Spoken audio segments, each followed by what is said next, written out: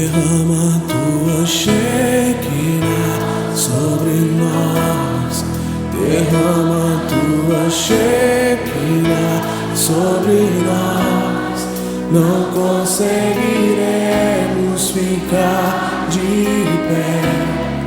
Tamanha é sua glória sobre nós. Derrama tua Shekinah sobre nós. Derrama tua Shekinah sobre nós.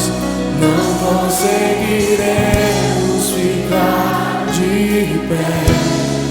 Tamanha é sua glória sobre nós. Derrama tua Shekinah. Derrama tua Shekinah sobre nós.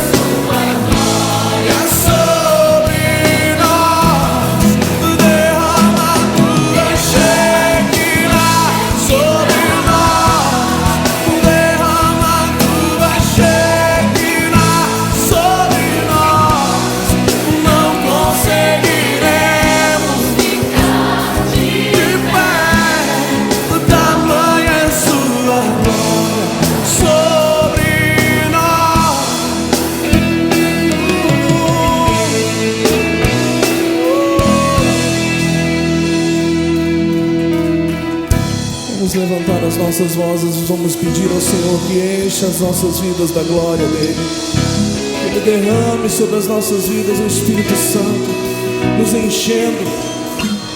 Levante as suas mãos, levante a sua voz e comece a clamar ao Senhor pela glória dEle. Oh Jesus, não vos embriagueis com vinho, mas enchei-vos do Espírito Santo. O Espírito Santo agora não é o privilégio de alguns, mas Ele disse que derramaria sobre toda a carne, sobre os servos, sobre os filhos. E agora nós temos o privilégio de ter o Espírito Santo selado nas nossas vidas. Derrama teu Espírito sobre nós. Derrama teu Espírito sobre nós. Não consegue